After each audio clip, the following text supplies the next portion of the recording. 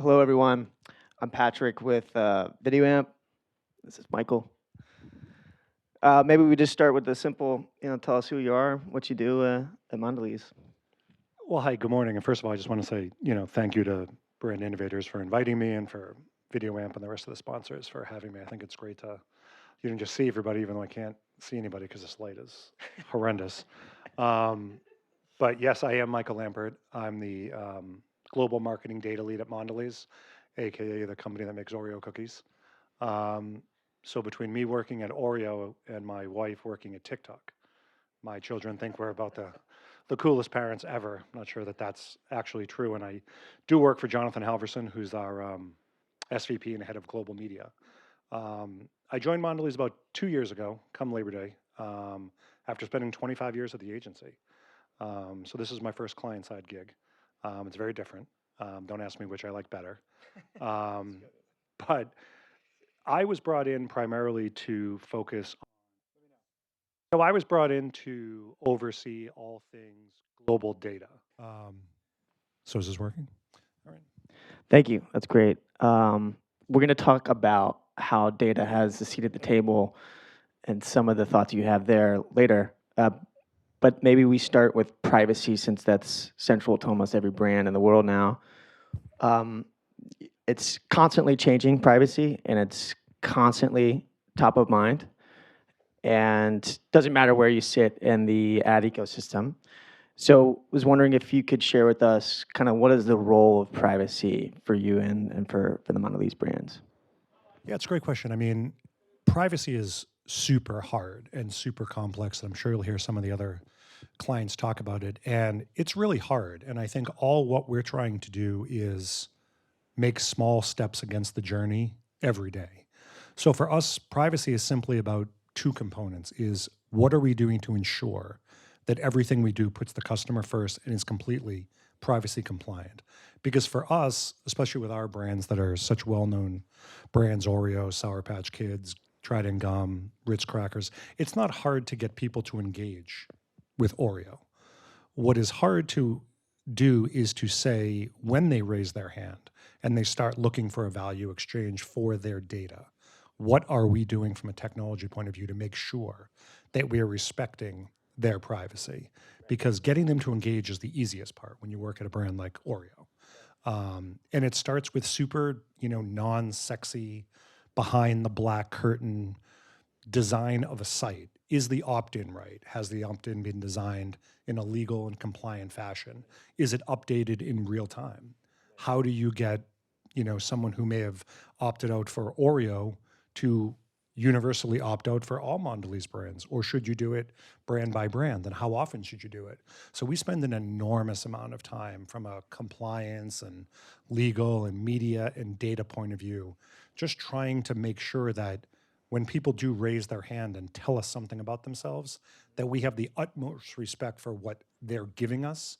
And before we even get to give them some sort of perceived value in exchange, what are we doing from site design and security? And to be very honest, we've had, some markets. I have a global role, and every country has different, whether it's CCPA or HFSS and all the different security and compliance rules. We've had to literally throw out boxes of index cards that had people's email on it that were not gathered in a compliant way. And it's fascinating to just realize that little ways to not do it the right way can end up with a terrible press release or even legal or fines. And when you manage global media and global data, there's hundreds or 1,000 different ways you can get yourself in trouble around privacy. There's with great data comes great responsibility. I think that's a quote from you. I think I stole it from someone else, but yeah. Imitation, it's flattery. So we'll touch on that actually a little bit more. How do we use that data responsibly at scale, personalized? As we switch gears a little bit, this is a company that sells a lot of cookies. And with cookies, I believe it's 35 billion Oreos per year. 35 billion. Break that math down. It's like Oreos. 3 billion cookies a month. So it's 700. Math guy, forget it. It's part of my vegan diet. Oreo cookies apparently vegan. But you're advertising a lot of cookies, and cookie deprecation's going away, right? So Google playing a big part there. How has the organization prepared for this? I know you've been vocal about it in the past, but I'd love to hear a little bit more how you're preparing for cookie deprecation.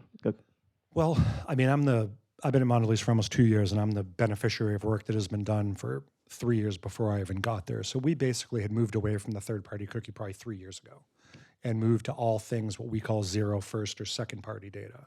So zero-party data obviously being, and there's a lot of discussion about whether these terms even matter, but just think of it as, the best data, people giving you their emails, we would call zero-party data.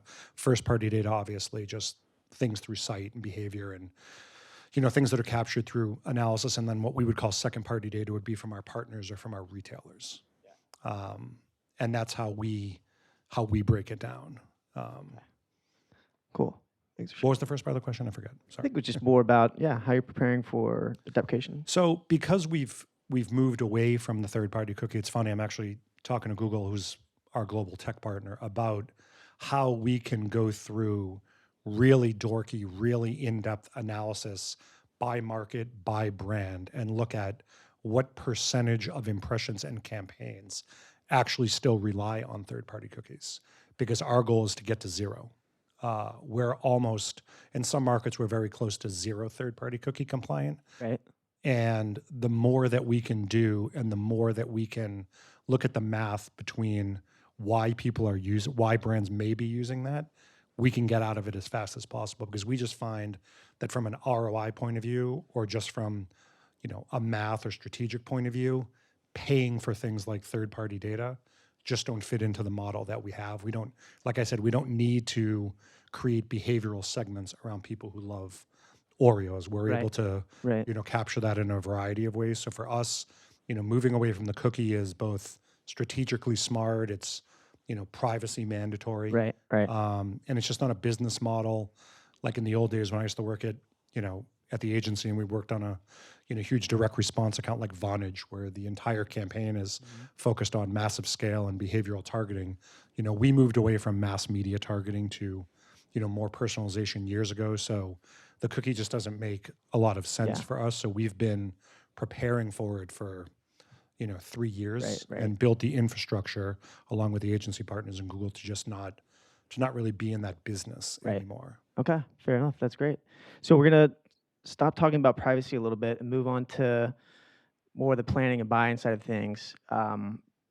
You look at a lot of tech companies in your role at Mondelēz, and I think we'd love to understand a little bit more about how those play a part with your buying and your measurement model across the portfolio.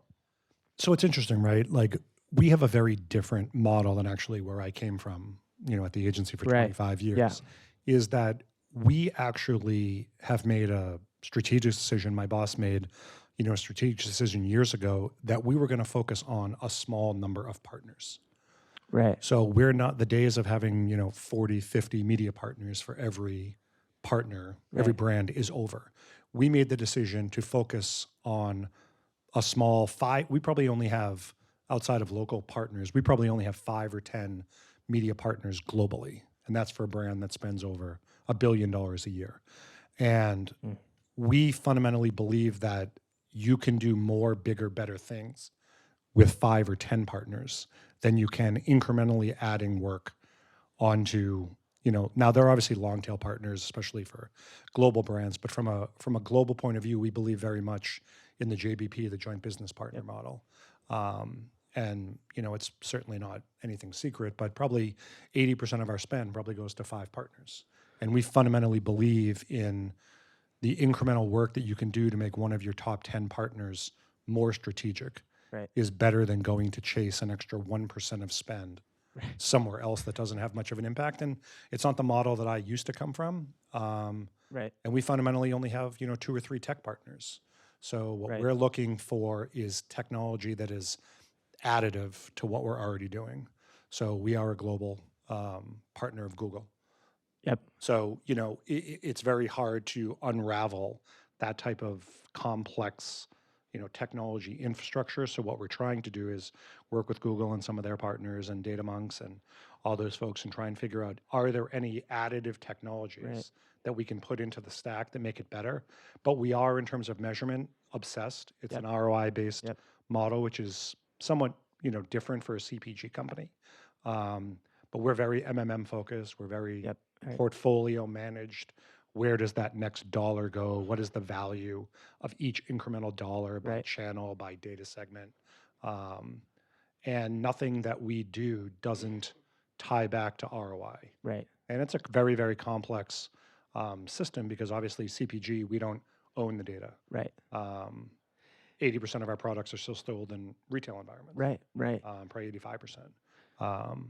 So it's hard, but it's a constant battle. But ever since we started to utilize some of the strategies that we have, the ROI has probably, gone up 3 to 5x. I was going to say, so if you're going with less is more, and you're going deeper with fewer partners, I guess with the internal stakeholders, you're able to show value through that ROI. Is that kind of like how you manage those stakeholder conversations? Yeah, I mean, it's interesting because if you look at the Mondelēz portfolio of partners, you probably would think in theory that it might be a little bigger.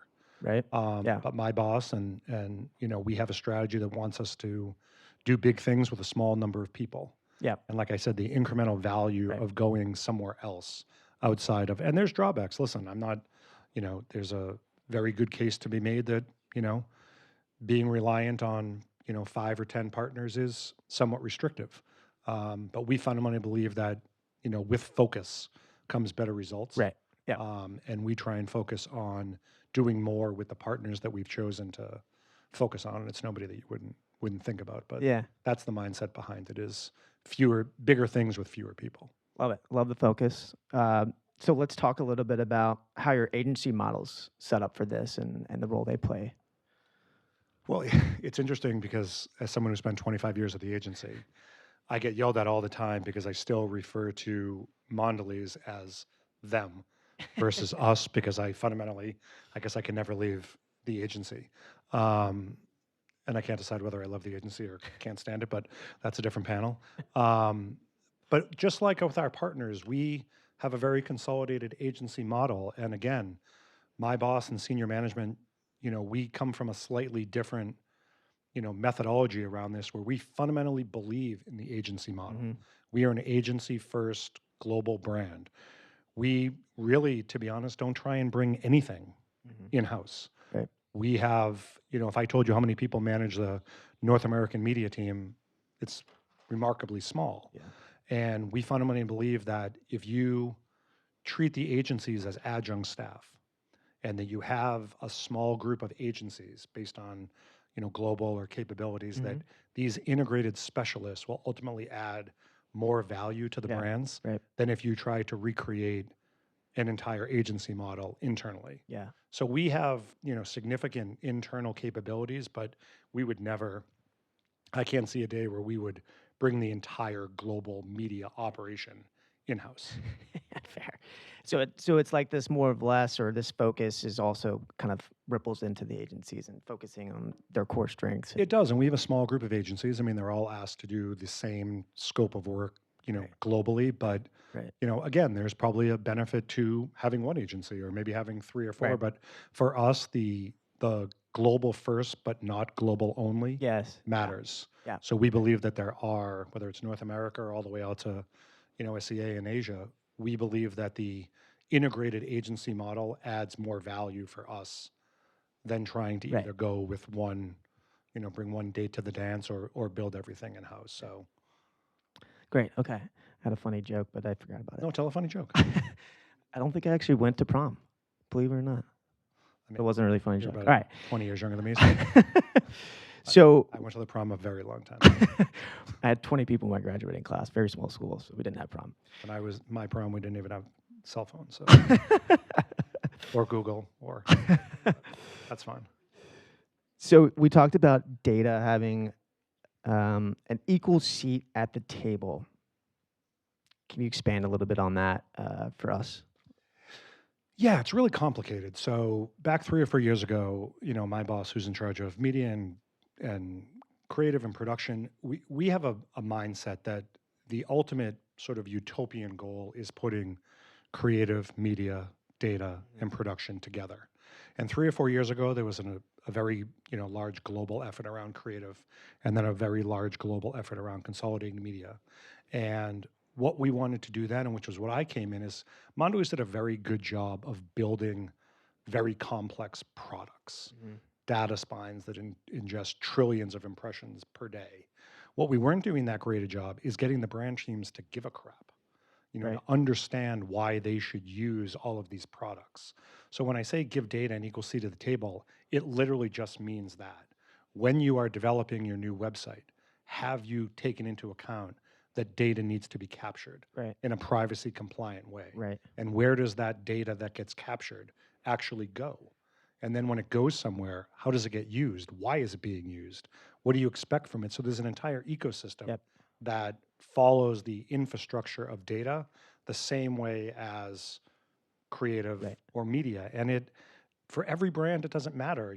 For brands that are focusing on incredible, more awareness type of campaigns or mass reach, maybe data and data capture doesn't have a huge component. But one thing we learned during the pandemic was that e-commerce and D2C businesses were growing at a rate that was not only sustainable but mandatory. And we have a goal to increase the D2C and e-commerce business 3x in the next 5 years. And the only way to do that is to give data the equal seat at the table, so that when you're asking anyone to raise their hand and tell you something, that whole concept of the value exchange is taken just as literally as creative or media or comms planning or analytics, because without it, it just becomes sort of a black hole. And it's not that sexy to begin with, but if you make people understand, what is the value of acquiring data, activating data, and then analyzing data. And the way I try and explain it internally is not that we've built a cool capability, because nobody really cares, to be honest. But for me, I try to make what could be very complex very simple. And the way we try and do that is by having data be its own use case. So if you're doing this, this is why you should start focusing on data capture, so that there becomes a real business need for them to do it, and it doesn't become just sort of some bullshit handbook that people hang on the wall. But we try to make it that if this is the type of brand you are, these are the type of use cases that data has. And then people start to get a little guilty and greedy and start running towards it and want to participate. So we've been super fortunate. It's taken about 2 years to really get people to, there are some brands that are super advanced that have been collecting data for, 3 or 5 years that get really complicated really quickly. And there are people that don't even know what data is. So my goal is to make sure that no matter where you sort of are on that journey, that we can give you something that is relevant for the brand and for the market in a very local way. That brings up a point around personalization. So how important is it for you to really know your audience when you're doing personalization like that at scale? I mean, that's another concept that, predates me, that I get, the benefit of working with. Is we used to do basic old CPG marketing where we just blast out to mass audiences because everybody loves Oreo cookies and everybody loves Ritz crackers. But we found that as we started to move towards what was called personalization at scale, and now is what we call empathy at scale, that capturing data and creating a value exchange for people has an enormous benefit to the brand, to the consumers, and to results. And I would say that, right now, it's certainly not secret, but it's aspirational, as we look for probably up to 50% of all impressions have some level of personalization to them. So some brands have 5 and some brands have, 85. But the goal is to have around half of all global impressions have some sort of personalization to it. And that's because we understand from a very dorky math point of view why it matters. Because I remember when I was at my interview and the pouring down rain somewhere in Chelsea, and the CMO said to me, we're not like a bank or a credit card or an airline. We can, and my friend Travis, will probably give you better examples than I can, but the CMO of Mondele said to me, we can get 750,000 people to engage with a tweet about Oreo in 30 seconds. who cares? The question is, what do you do with those 750,000 right. people that actually engage with the tweets? So do you give them value? Because we are the beneficiary of having so many brands, as we say, in the cupboard, in the house every day. Yeah. So Hey I guys. have more questions, but I think there's. You see me lurking over here? Is that what it is? I saw the timer hit our Okay. 10-minute mark. Does anybody have questions before I let him talk more? 1, 2. Go shoot your question then, because there's only don't 2 want up to talk here. anymore. And I have some sarcastic remarks, but I can make them short. So go ahead, fire away. Yeah, I will. You go first. You want to go first? No, go Just yours, go ahead. what are some of the capabilities you're using to track that personalization? You talked about 50% of the audience or so globally, Well, I mean, it's not super fancy. Again, it's just, the amount of infrastructure that it takes and the willingness to understand that what we're building is complex and that it isn't perfect and that you have to accept some sort of gray. So it's everything from, basic ad targeting all the way up to, predictive global models that tie Right. across 10 different channels. Okay, got it. Hey guys, Ashley Thorne here.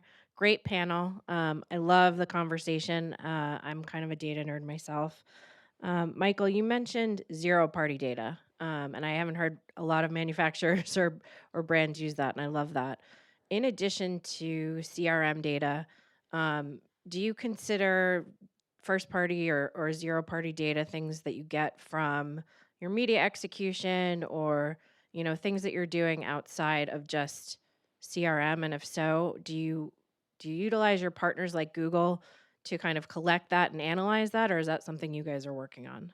Well, it's a great question. I mean, I think, like I said, the semantics of what is zero and first and second party technically don't really matter. But yes, a tremendous amount of the data that we use comes from our media partners. And it would be Google, Facebook, the usual suspects. And we do, a very immature model that we're trying to help drive is what we call the second party model, which is to get data from retailers.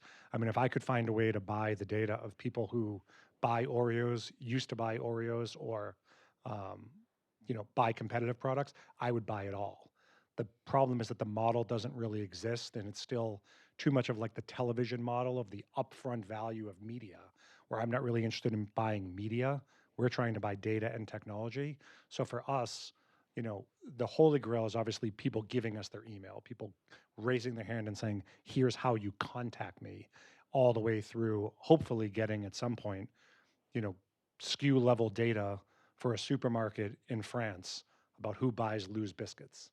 And ultimately, the more data we capture and we can activate from our partners, it sort of falls into the hopefully simple model that I explained about, the acquisition and activation of data.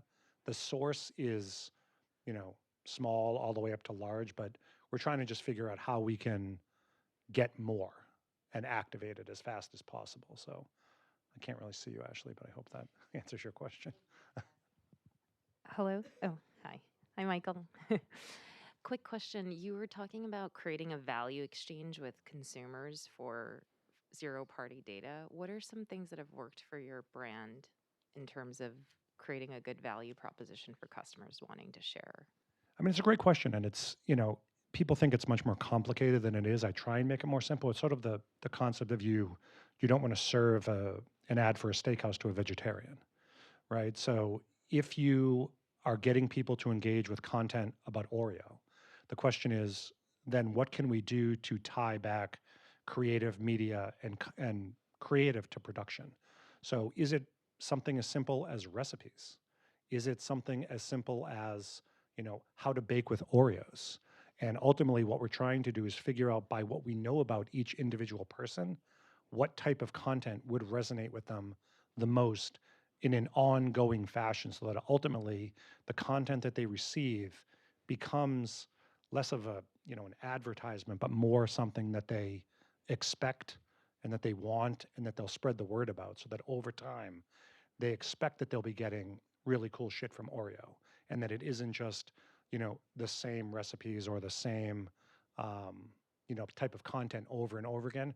We try to make it as valuable as possible. And the way to make it valuable is to have almost limitless creative executions that match up to exactly who the person is. So there isn't a lot of, super science behind food. There's only, so many ways you can get people to care about Oreos or Ritz crackers, but something as simple as, making a Thanksgiving stuffing with Ritz crackers. People, we know who's interested in that type of content, so we give it to them. And then based on that, then what becomes the next sort of linear extension of, if someone is interested in Ritz crackers and they engage with content around recipes and cooking, what do you do next so that it doesn't become, just stale and boring? If anybody's making a stuffed turkey with Ritz crackers, don't invite me to Thanksgiving, for the record. By the way, hot take, I like a golden Oreo. Am I the only person? Because really? All right, good, thank you. See? All right, cool. I just thought Come to East Hanover, New Jersey, and I will give you Oh. all the different flavors I- you could possibly I know want. where you guys are. Yeah, so I actually have a follow-up on that question. So just having worked in consumer health for a long time, it's like the idea that people want to have a relationship with their mouthwash or their pain reliever. I think you guys have funner brands. But so how much do you think of the strategy you guys are doing, or like, we're paying off this content experience and people really care about the cool thing they're getting from Oreo? Or is it like, actually our bigger benefit is we're getting just enough data to customize the media plans and the experiences and the audiences, which drive tremendous value for you guys? There's no wrong answer. I'm just curious, having tried to like get that first party thing grown for a long time. I mean, I think it's both, right? Because sounds weird as an answer, but I think, for us, it doesn't really matter to me as the data guy whether we get, 10,000 records or 10 million. We're trying to figure out how to get as many people as we can to raise their hand and say, I give a crap about this brand. And then ultimately, that's really where we think the simplicity of value exchange matters. And, we're going to spend what we're going to spend on media based on a variety of complex, weird stuff. But ultimately, we would like to get to a point where there is no limit on the amount of first or zero-party data that we have. I'm fortunate to, help run a lot of the CRM stuff now globally, and that's really our goal, is to get as many people to raise their hand and say yes. And then there's obviously the complexities of, how do you link someone who is an Oreo lover with a Ritz lover? Are they the same? Are they different? Can you cross-sell them? Can you upsell them? How do you tie back, weird stuff like, people who are exposed to an ad who buy Ritz crackers in a store? So we're just trying to do some weird dorky math around it all, and I don't know, people seem to probably like it because they don't understand it, but Any other questions? No? All right. Do you want to say, you look like I you want could to say throw one more in there, which is basically ahead. for all the advertisers out there, what advice would you give them to help them understand decisions that would impact sales or change the consumer experience, and then how to pivot? well, it's hard. I mean, I think if you're a brand like we are, you have to be willing to spend a lot of money over a long period of time and not really have any idea what's going to happen on the back end. A lot of the things that Mondelēz did over the past 3 years cost millions and millions of dollars globally. Nobody saw it, nobody understood it, nobody cared. But you have to do a lot of the non-sexy behind the scenes work in order to get the infrastructure that allows you to do some of the cool stuff. And I think it's, like anything else, you have to accept a lot of failure and a lot of gray, because the privacy changes and the compliance rules, especially for a global brand like us, is just super, super complicated. And I think it's sort of the 80-20 rule. I mean, if 80% of what I do is great, then fine. But for the 20% failure rate, I'm not going to let the 80% good not happen. And we're just fortunate to have, great brands and great tech partners and great agency partners. And I think we're doing an okay job. So sorry, I'm on your panel now. But I do want to add to that because it's a good question, and I'm glad you asked it, Patrick. Because I think one of the things that people come to brands with is this, like, we have something, we want to do it now. Now I'll say, and I'm not saying this because I'm kissing his ass, but Halverson has a view of the longer term vision that I think a lot of brands have. And I think if you're looking at talking to a brand and what sells in, it's huge, because media is only but a certain percentage contribution to sales anyway. Right, so like the idea that you could stop advertising tomorrow, your sales is going to take a hit, but distribution, placement, like all that stuff factors in. So I think sometimes when partners approach companies, and even when you're working within a company, you're trying to figure out, how do I sell this vision? It's like, well, what does this do for me today? And the reality is that what you guys have built, just having watched it happen, and what I've seen other models build, I'm building for something a little bit later, and then when all this stuff gets tied together, like and partners like you come in, we're ready to go. So it's just a way that sometimes CMOs and CFOs don't think about, because, well, the CMO's job is like 12 months and the CFO is just thinking about dollars. So as long as you tie it back to dollars, I find that's usually a good way to do it. Anyway, and vegan Oreos are vegan. This is true. That's what I'm told. I don't know if that's This is Tons true. of gluten-free options. Yeah, Yes. and for the record, it took at least 3 hours before I said I was vegan, and that's like record time for someone who is vegan. I probably would have led with that, but I didn't. But anyway, we're done, guys. The lights off. But you guys were great. Thank you. Thanks for having us. Appreciate it.